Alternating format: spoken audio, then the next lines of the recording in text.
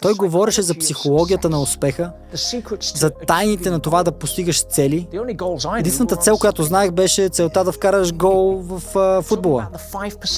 Говорейки за закона на 5%, за закона на конформизма, защо 5% от хората в света притежават целия свят, това не е образование, не са възможности, това е нещо различно.